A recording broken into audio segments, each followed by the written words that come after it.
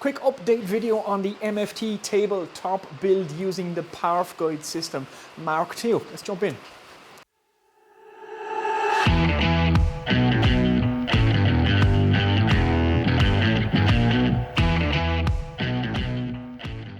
What's happening, everyone? Welcome back to the workshop. Now, it's quite a stormy, rainy night tonight, so hopefully the rain doesn't put everybody off too much and you guys can hear what I'm saying. Now, I wanted to do a quick update video, a follow-on from my previous video where I built an MFT top and my multi-function table, which is going to contain my router and downdraft table and all that good stuff. I used the UJK Parf guide system Mark II, and I had a slight discrepancy, and the video has gotten a lot of views, and I've got a lot of questions about it, and I just want to address some of the issues. I had Peter Parfit, the guy who actually invented this system, very nice man, got in contact with me. He has his own YouTube channel. It's called New Brit Workshop. I highly recommend you all go and check out that.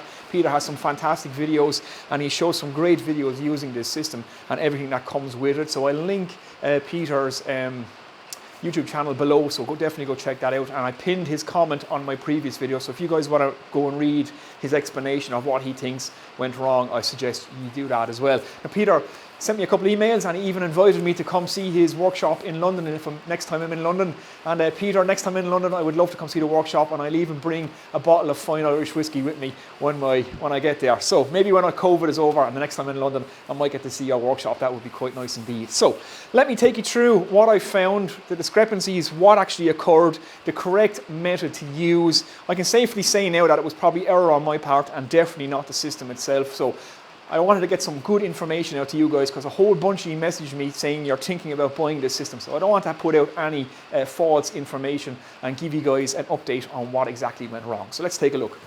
Okay, so I'm very quickly going to go over the problem that I had. I'm not going to go super in depth into it. I went really in depth into building the table and the problems I encountered in the previous video. This video, I just want to correct some information and show you guys the correct way to do it. So go back and watch that if you're watching this first. So I definitely recommend you go back and watch the first video. So my issue was I built a straight row of holes here. I built my triangle then using the Pythagoras theorem and the UJK system and got a perfect set of right angle holes up here. Did the same across the top and assumed then that I would build two parallel holes, lines of holes, both top and bottom, which didn't occur. I had perfect holes here, perfectly spaced, but by the time I got to the end, I was off by, maybe 0.75 millimeters. Now that could have occurred between this row and that row. Both rows could have drifted. So it's a very minute discrepancy, which I compounded as I moved down. Now, as Peter explained to me, if you're building a larger table, the correct thing to do is to start from the center and work your way out. That is illustrated on page 6 of the instruction manual, which I should have paid better attention to. So the idea is you start from your middle and you do out your row of holes and you build your grid in the center. Then you build out from your grid either side. That way you won't compound the problem by keep moving your ruler on down. So start from your center and build out the way is the correct way to do it.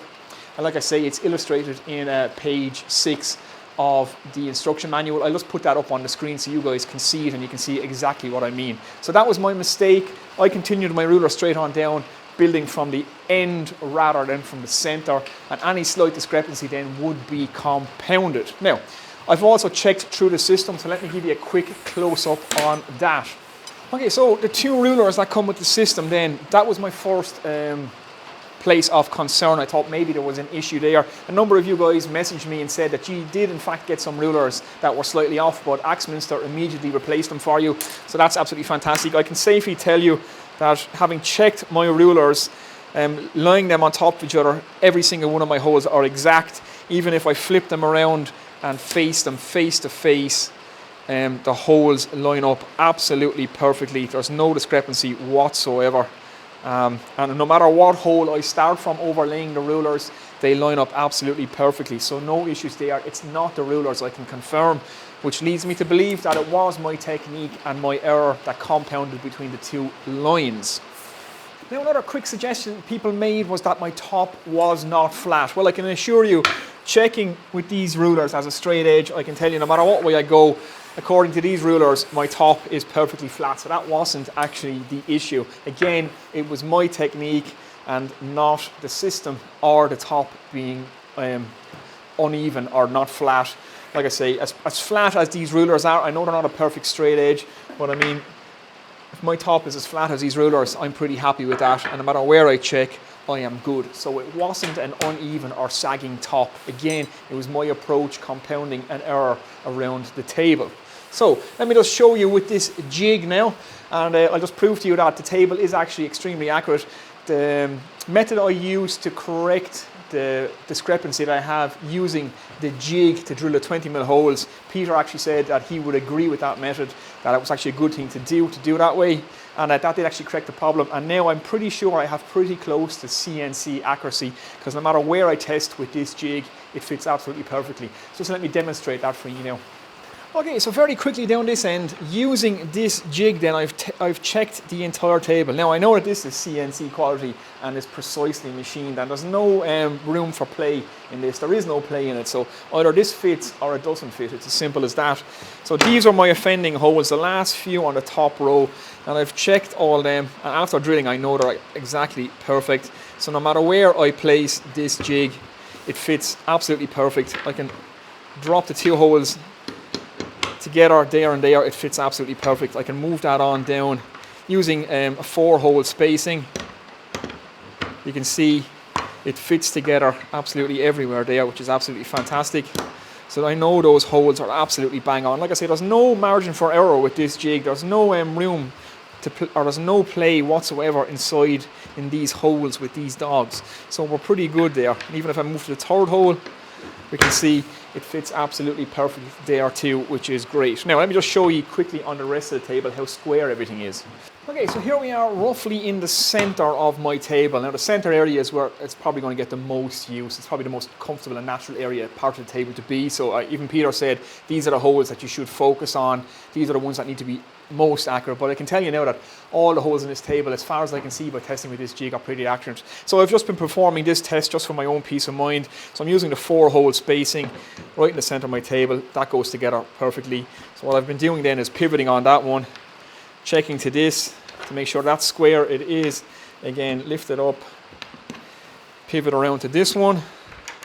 That fits absolutely perfect, no issues there. Pivot back around to this one. Absolutely perfect, no issues there. And finally back to where we started, and perfect, no issues there. So I know I'm good and square. Now I've been performing this 4-hole test everywhere. I've been doing it with the 3-hole spacings, checking that my 3 holes are square, checking that my 4 holes are square, and no matter where I go on this table, that test works out perfectly. So I'm getting perfect squares. Now I'm assuming that this is precisely engineered, which I believe it to be, so that's the best test I can perform on this table. And yeah, so I want to just allay everybody's fears that the system is actually accurate, and once used correctly, you can actually achieve near CNC precision. So again, didn't want to put any false information out there, and a lot of you guys were really anxious for me to give an update because you are thinking about buying this system as well. So I just wanted to share that with you. You know, I should just quickly point out, you can use the 4-hole spacing. You can do this test with a 3-hole spacing, and you can also do this test with a 2-hole spacing. And you can check that that small square is square. You can check that the 3 holes are square, and you can take it out that the 4 holes are square. And then you can build off that square to your next square, to your next square. And that's exactly what I've done. I thought that might be the best way to prove this table.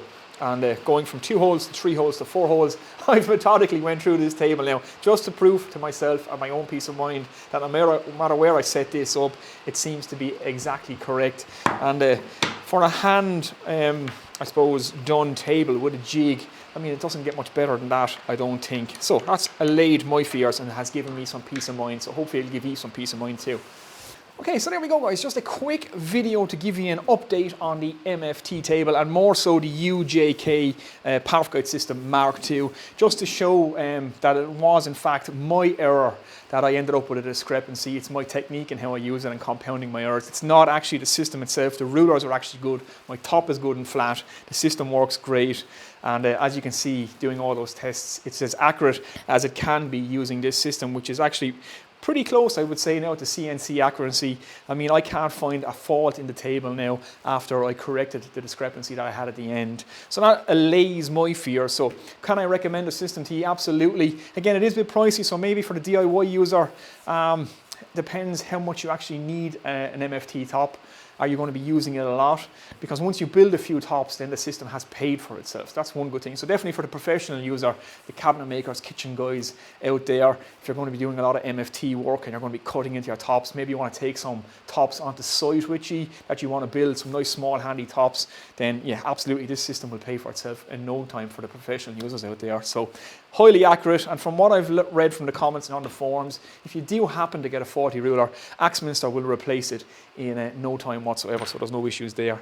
And like I say, thanks to Peter Parf for getting in contact with me. He's an absolute gentleman, and he has kind of allayed my fears as well that this system is actually accurate, and his technique to do this table should be followed, not my technique. So definitely go check out Peter's channel. I'll link it below as well. It's the new Brit Workshop, and like I say, Peter invented this system, so he's got multiple videos on how to use it and all the jigs that you can get from it and all the things that you can build from it. So definitely check out Peter's channel. So yeah, there we go. That's it. Update on the MFT table. Now, let me just show you the router end of things and explain what's coming up in an upcoming video.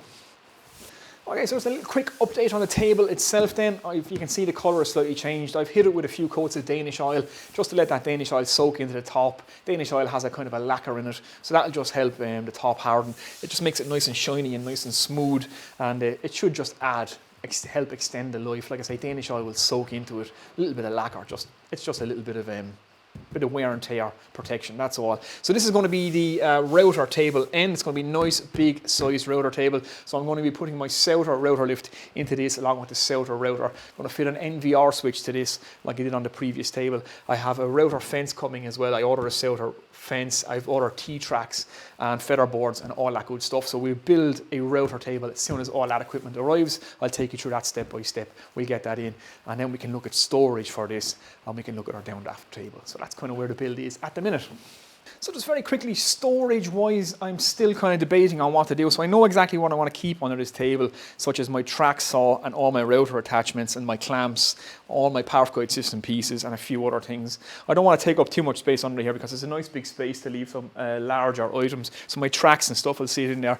I have just added my toolbox in here, fits in perfectly. So I have all my router stuff in that, and that's where I'm keeping the Parf guide system now. So we're probably going to build a couple of cabinets, a place to put my router itself. We might build a cabinet around here to take the Bosch boxes, things like that. I've yet to decide, but that's kind of where I am. I'm just testing some stuff out and see exactly what it is I want to store under this table. And I'm going to order a set of legs that will, the legs themselves will sit on the floor. I'm ordering a set of wheels, not a set of legs, that you actually stand on to jack up the table so I can move it around the shop if I need to. So yeah, there we go. Okay guys, that's kind of it for this video, and the rain stops as soon as I get to the end of the video. That is bloody typical Irish weather. But I just wanted to get a quick video out to you just to address some of the concerns, get some good information out there, because the last video has gotten so many views and I'm getting so many questions, and I just wanted to make sure that the correct information, like I said, is out there. The system is good. The error was with me, it's how I laid it out, but the table now is actually as perfect as I can get it, and I think it's as perfect as a table can be when you're doing it by hand. That is pretty close to CNC quality. So there we go, that's it guys. If you're new here, if you're first time seeing this channel, hit the sub button, I would appreciate it, and hit the like button as well, that helps me out a lot. Any comments, any questions you have for me, be sure and leave them in the comment section below. I do try to get back to everybody if I can. So that's it guys, I'm going to get out of here now. It's a nice cold night, so I might just have a whiskey. I'll see you in the next one guys, take it easy.